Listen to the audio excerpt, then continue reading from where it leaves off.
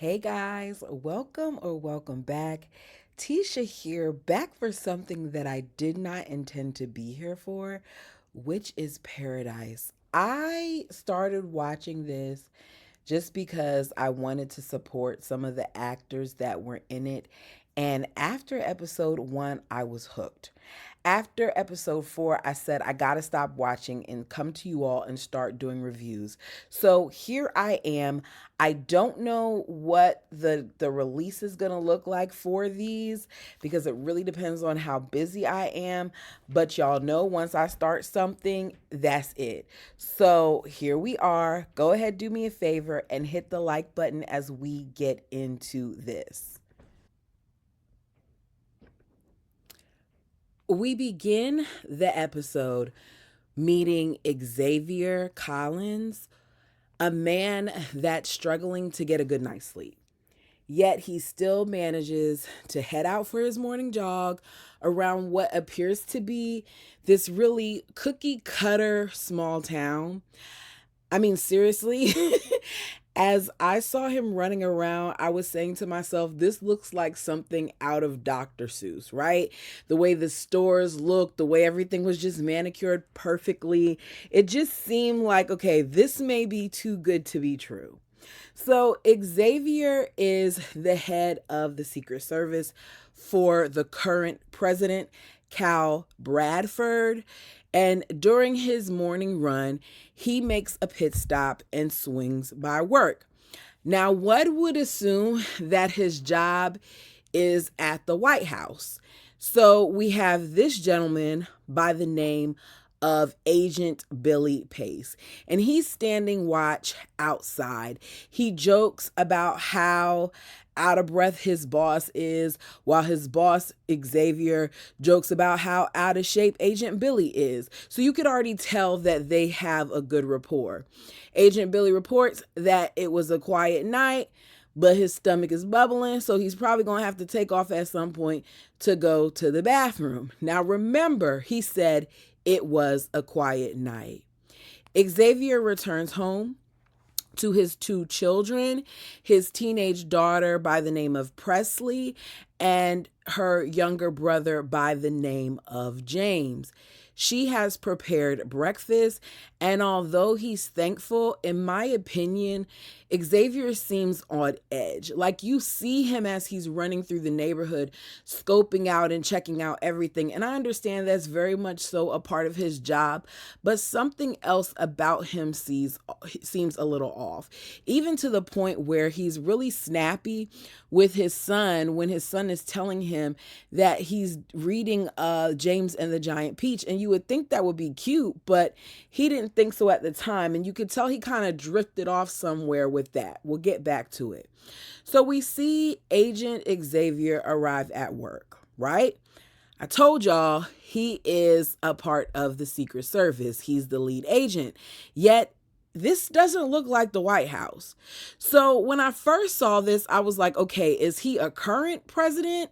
Is he a former president? Is this his home somewhere else and they're just there? Is he retired? Like, what is the situation that this is where he's working and he's supposed to be with the president? So he arrives at work. It's a large home. As you can see, it's not the White House. And you see him walk in and tell two of the agents that he's on so they could go home. So they're like, they got another hour. They're going to do, a little perimeter check and then they'll leave. He's looking at his clock, trying to figure out why the president isn't up yet. And the guys are like, it's only almost 8. And he's like, I understand that. Usually he's up already. Meaning, he hasn't even walked up the stairs and he feels like something is off. So he heads up to his room, calls his name, knocks on the door a couple of times, and decides to go inside. Before he goes in, you hear him saying, Mr. President, I'm coming in.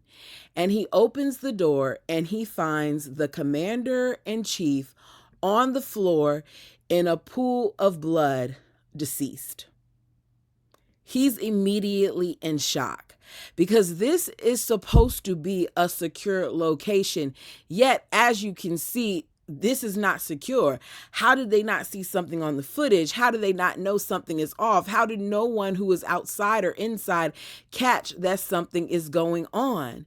So he's looking at this, and then we immediately do a flashback to the morning where he was summoned by the president to the Oval Office. There's flashbacks throughout this, and I don't know why, but I always like shows that have flashbacks. So this is President Cal. He lets him know he's looking for someone that can make sure that he doesn't get shot, because the current agent is old. So he wants someone that can be by his side for the next 4 years and even possibly after. As you can see, President Cal is a good-looking man. He don't look nothing like our current president. But he's a good-looking man. He claims that he's a Southern progressive and that he appreciates Xavier's resume as well as what he looks like. He says the fact that, he has a black man guarding him will actually, look good. And Xavier wants to clear it up real quick that he's not just there because he's black. And he tells him it may not look that good because it kind of looks, like things of the past. And, Cal's like, look, I want you to know that I don't have you guarding me just because of your ethnicity. I have you guarding me because you're good. And the other guy is boring and old. And it doesn't hurt that you're black. I appreciate his honesty. Some may feel like there's a little bit of undertones there, but I think that he actually likes this man. I could be wrong. Tell me your opinion. There seems to be an instant, I want to know more about you, whereas, Xavier seems to be a little bit more hesitant. So we go from this to back to the present. And as Xavier is checking for a pulse, he darts to the closet where he finds this empty box. It's a safe. There's nothing in it, but he's really, really concerned that something is missing out of that. So he gets on the walkie, tells Jane that they are officially on lockdown, but they're not following protocol. Do not alert the supervisor. So I'm like, okay, why wouldn't we want to alert the supervisor? Like, what are we hiding here?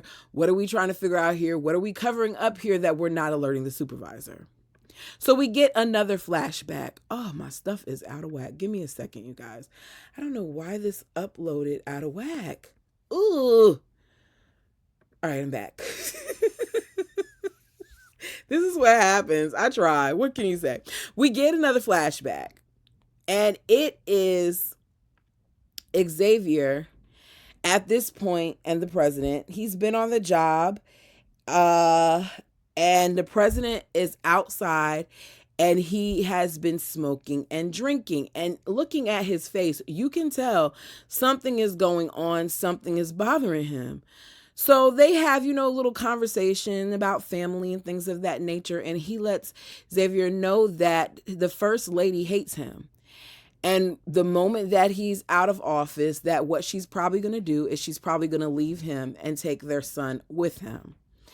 He then asks about, his kids, and he says, as far as Terry and I are concerned, we just have the two. And he's like, do you want any more? And he's like, no, we're done. But you can tell he wants more. But he says she's a scientist and she's starting a new project in Atlanta.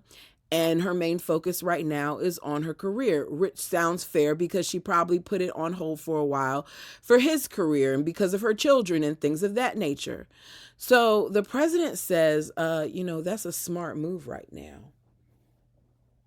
And I was like, what?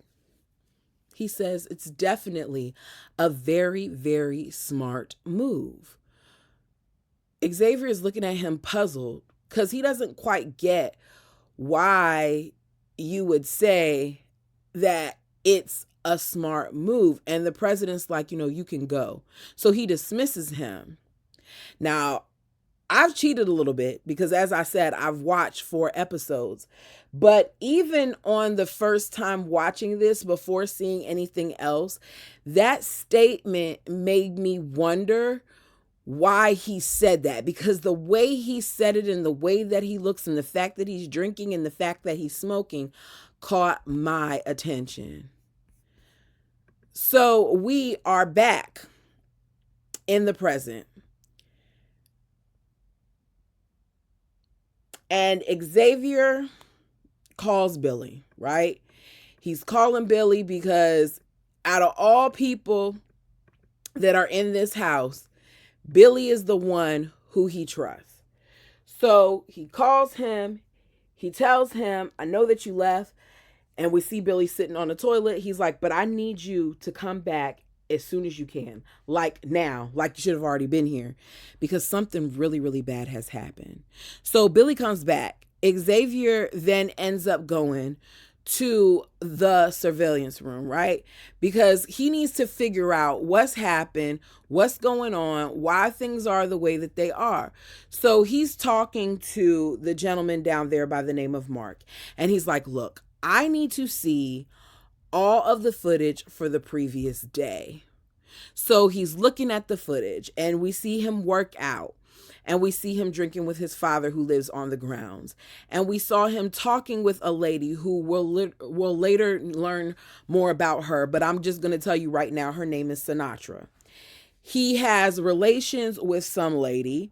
Then after that, the last person that he sees is Xavier.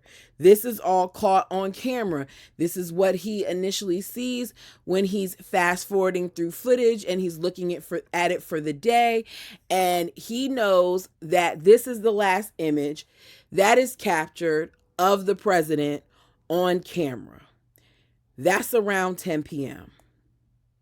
We then get another flashback. There's a press conference being held on the White House lawn. So the president is being asked questions about Colorado and the protests that are breaking out all over the place. When Xavier notices that there is a man that's posing as a journalist that has a boom mic, and out of the boom mic, he pulls out a gun. A shot is fired. He says gun. Before the shot even goes off, he's running to protect the president. He ends up taking a bullet for the president in his shoulder. He ends up waking up from surgery. They joke and talk around a little bit. He's like, I need you to stop talking to me about basketball and whatever. You know, all the stereotypical things that people feel like, you know, maybe men or people of certain ethnicities want to talk about. And he tells him, you know what? Take some paid time off. And Xavier's like, no, I'm coming. He's like, no, take some paid time off. And when you come back, I want to talk to you about the future.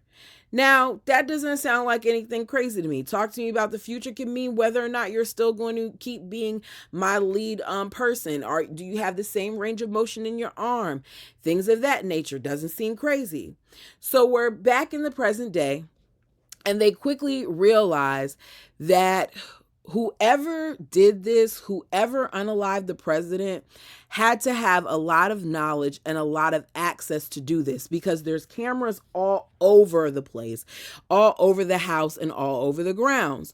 So Billy is instructed, because he gets there, by Xavier, and he's like, we got to call this in. He's like, yeah, but before we do that, I need you to go outside, pay close attention to the grounds, watch everything, look at debris, look at if you see this, look if you see, like he's telling him to pay attention to things that some people may not notice. He was like, because once they come in here, we're not going to have access to this scene. We're not going to be able to look at it the way that they want to, and they're definitely not going to let me look at it.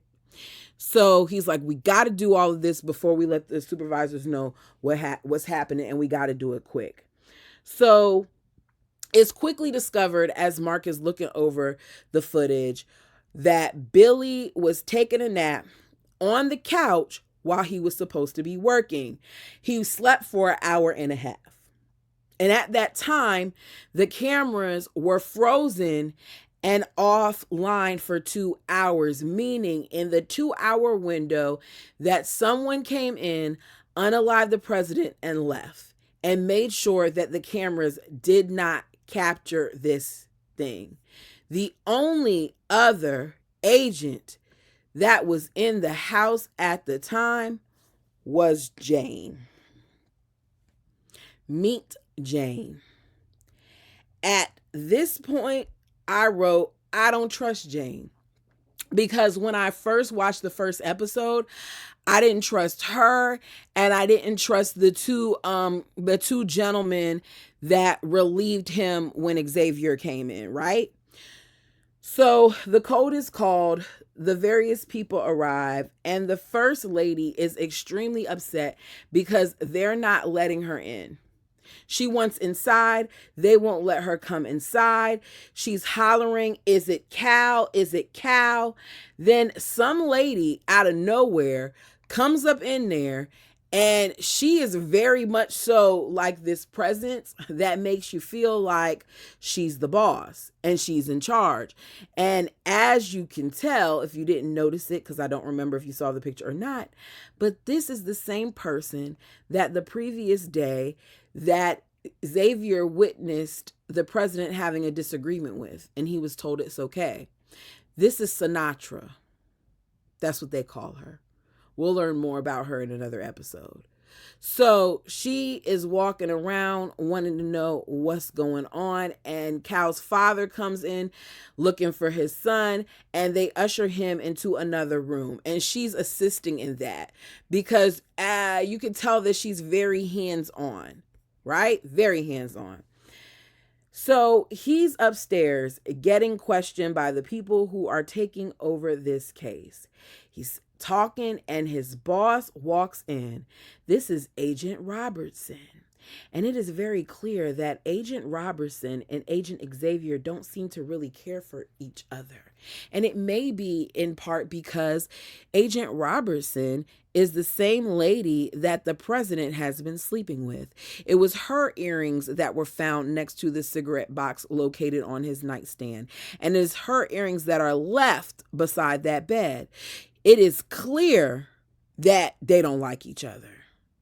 She demands to know the last conversation that he had with the president, because we know on the footage that he was the last person seen talking to the president. He left out at around 10. His room was sealed at 10:04. So we get a flash to their last conversation, right? The president is drunk. He's talking about singing this song about paradise. He's walking over the place, stumbling a little bit with the drink in his hand. He goes into the safe. You hear the buttons being pressed.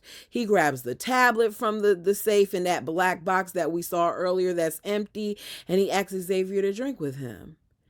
And Xavier is like, no, he doesn't want to drink with him. And his face alone, like, okay, you mean business. So he says, when did you stop calling me sir? It's clear that Xavier is not feeling him. The president tells him to speak his mind. Xavier chooses not to do so, and he is dismissed. And as he's about to walk out, the president says to him, "Will you ever be able to forgive me for what happened?"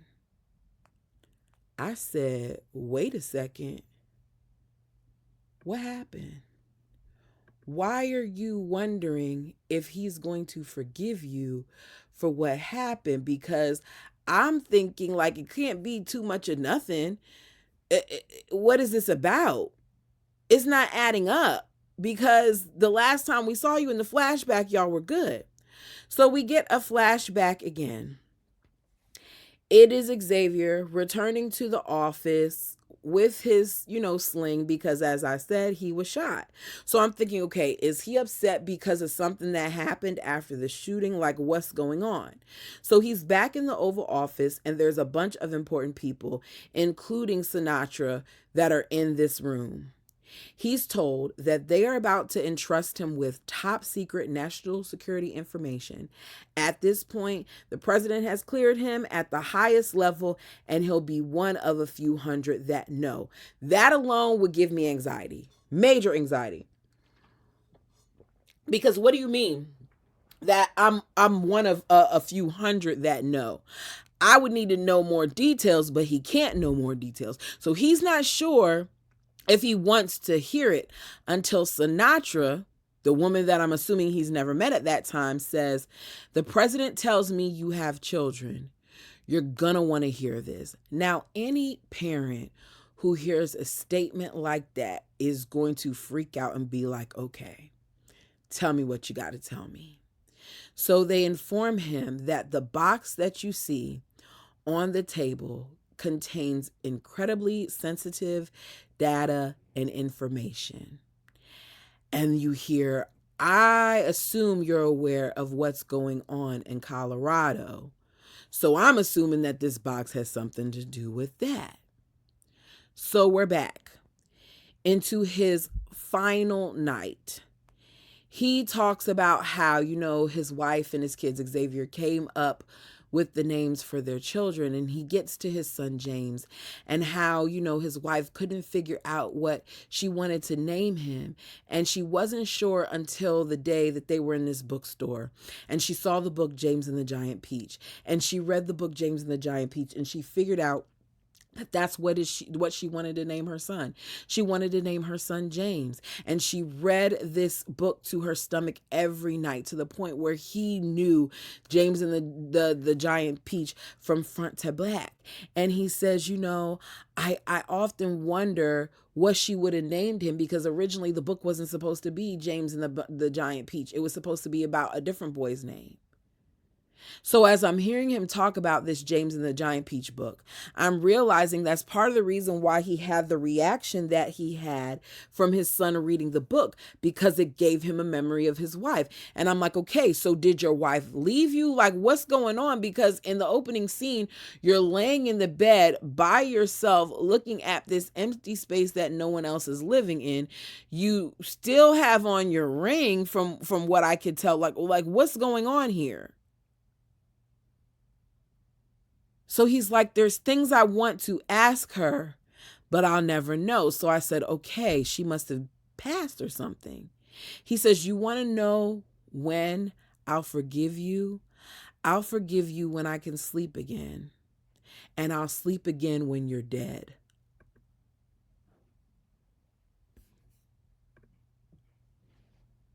Y'all see my face?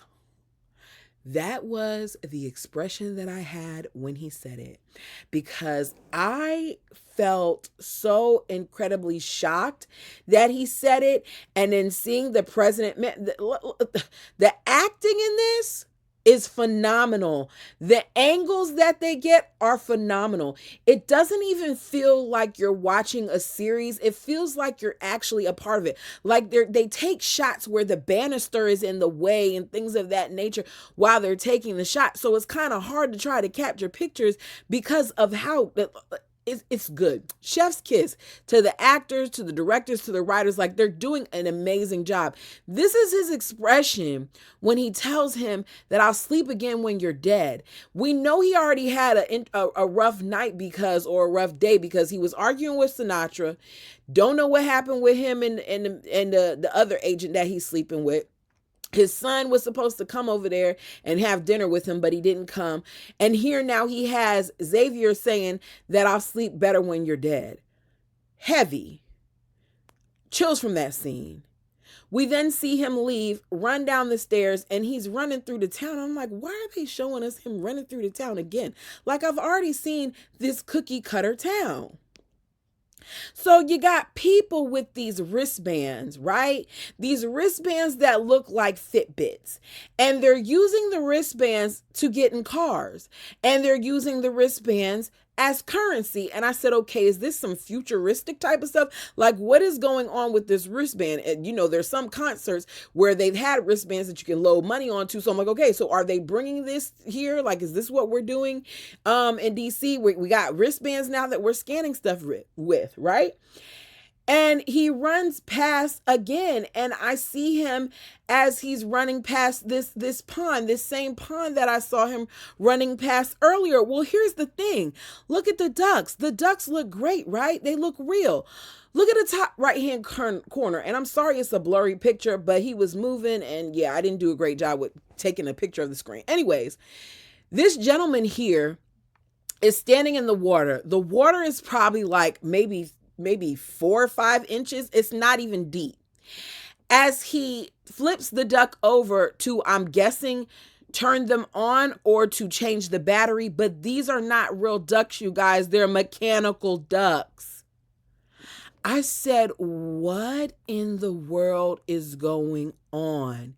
He then stops and we see him take a look at the cigarette pack that was at the crime scene, meaning that he stole this cigarette pack. There's a big X on it. I don't know if it's written in brown Sharpie or if that's dry blood or what, but it's an X that's written on it. And he pulls the one cigarette out that's left inside of there, and there's a number written on it, 812092. It's written in pen. There's got to be some type of significance to that number, especially since there was an X on the pack. So he stops and, he looks and he's looking at this sign. This sign that says scheduled maintenance, dawn delayed by 2 hours. I said, what? Dawn delayed by 2 hours. What in the hell am I watching? Then we're back in the office with the military guy, right? And the military man says that we are preparing for a massive catastrophe that could cause an extinction level event for humanity in the very near future. So they are building the world's largest underground city in Colorado. It may be their only chance at survival. This is when we get back to the present and we see Xavier stare up at the sky, looking. I didn't get a picture of it, you guys. But boy, oh boy, he's looking, and we get an aerial view of what you would think is him looking to the sun, but it's really him looking at a daggone artificial sun via a dome light that is hanging at the top of this dome as he looks on into the light. And then we see above the light that there's all these mechanical things that are being used to operate this light. And I said, oh my goodness, they're living in a dome. You guys, when I realized that they were living in a dome, that this is an actual man-made location that has been built inside or under or whatever a mountain, I was shooketh. This is the first episode of Paradise. If you've watched it, let me know your thoughts. I'm going to leave the link in the description to, you don't have to watch it, to like the trailer. And you'll see one of the reasons why I'm so hooked. Let me know your thoughts of this down below. I think this is going to be a really, really good series. Hopefully some of you all have watched it. If not, if you have Hulu, because it's on Hulu, watch it. It's good. Until next time.